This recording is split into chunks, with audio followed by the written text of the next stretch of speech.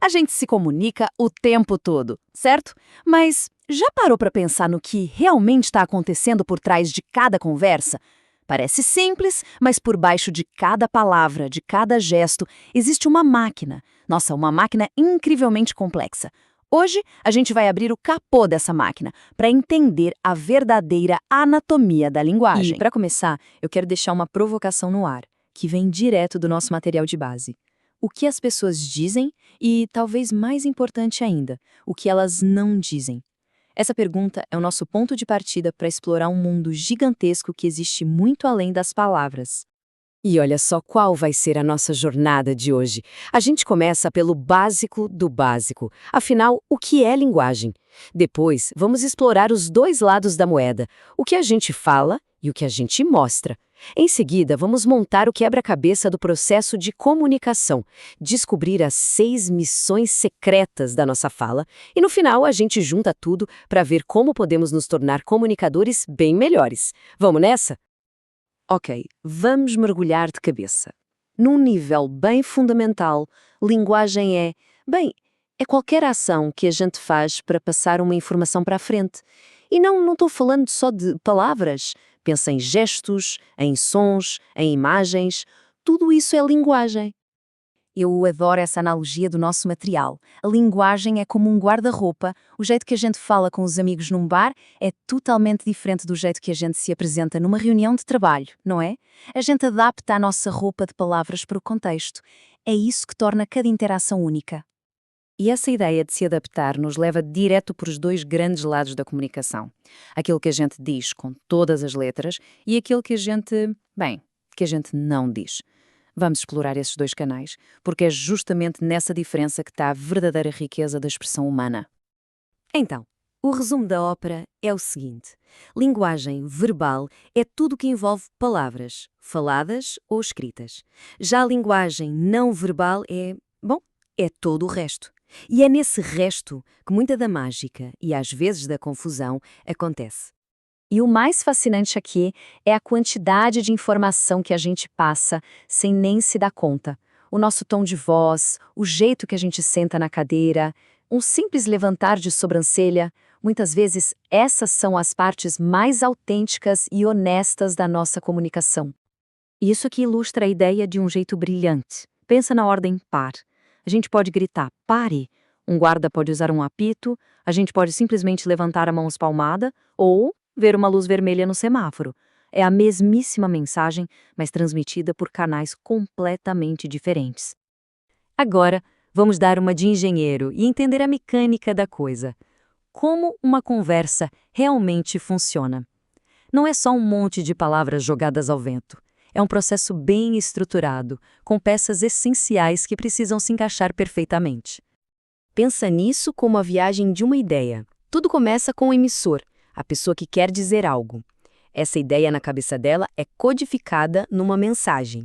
Essa mensagem precisa de um veículo para viajar, o canal, que pode ser o ar que leva a nossa voz ou a internet de um e-mail. Do outro lado, o receptor pega essa mensagem e tem a tarefa de decodificar, usando um código que os dois entendem, como a língua portuguesa. Mas é claro que as coisas podem dar errado no meio do caminho. E é aí que entra o grande vilão da comunicação, o ruído. E olha, ruído não é só barulho de fundo. Pode ser uma conexão ruim de internet, um preconceito que a gente tem, ou simplesmente estar distraído pensando no que vai jantar. É qualquer coisa que distorce a mensagem original. A analogia do telefone estragado, ou telefone sem fio, é simplesmente perfeita. Uma mensagem super simples começa numa ponta da fila e quando chega no final, virou uma coisa completamente diferente. Cada sussurro mal ouvido, cada interpretação errada é uma forma de ruído corrompendo a mensagem. Agora que a gente já entendeu o como, vamos ver o porquê. O que a nossa linguagem está, de fato, fazendo. Acontece que toda vez que a gente se comunica, estamos enviando nossa mensagem em uma de 6 missões secretas diferentes. A primeira missão é a mais direta de todas, a função referencial. O único objetivo dela é passar fatos, dados, informações objetivas. Pensa numa notícia de jornal ou num verbete de enciclopédia. É a linguagem no seu estado mais puro e neutro. Este exemplo diz tudo. É uma frase clara, factual e serve a um único propósito: informar. Sem firulas, sem emoção, sem nada escondido. Direto ao ponto. Em seguida, a gente tem a função emotiva, e aqui o foco vira 180 graus. A prioridade não é informar, e sim expressar o estado interior de quem fala. Alegria, raiva, frustração. O centro da mensagem é o próprio emissor, são os seus sentimentos. Dá para sentir a diferença, né? A informação sobre a oportunidade é quase secundária. O que está sendo comunicado de verdade aqui é a emoção, o entusiasmo de quem está falando. A terceira função é a conativa, que a gente também pode chamar de apelativa. Se a emotiva focava em quem fala, esta aqui foca totalmente em quem ouve. O objetivo é causar uma reação, fazer a outra pessoa fazer, pensar ou sentir alguma coisa. É a linguagem da publicidade, das ordens, da persuasão. Pensa em qualquer botão de compra agora num site. É exatamente isso. A mensagem é um apelo direto à ação, feito sob medida para influenciar o nosso comportamento como receptores. A função fática é a cola social da comunicação. É a famosa conversa de elevador.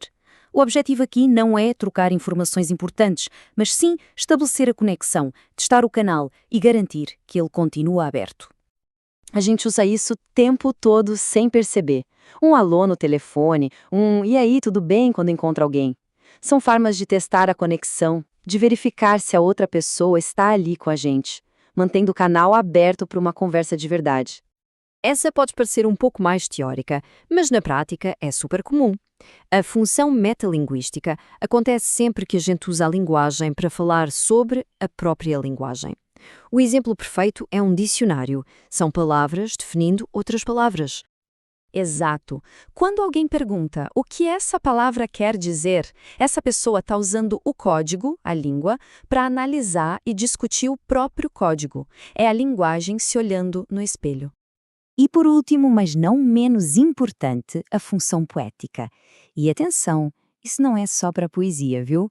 Acontece sempre que a forma como algo é dito se torna tão importante quanto o que é dito. A escolha das palavras, o ritmo, a sonoridade, tudo isso vira parte da mensagem.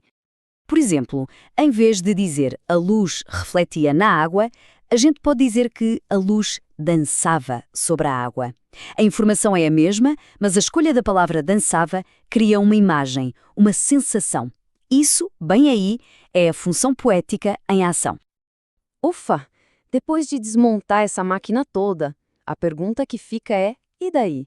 Como é que entender toda essa anatomia da linguagem nos ajuda a conversar melhor no dia a dia? A resposta está em mudar o nosso foco.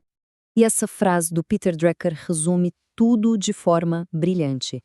Ouvir o que não é dito significa prestar atenção em tudo que a gente viu, nos canais não verbais, no tom de voz, na postura. Significa se perguntar qual é a verdadeira função por trás dessas palavras. É para informar ou para desabafar? É para convencer? Sintonizar com a mensagem completa, esse é o segredo.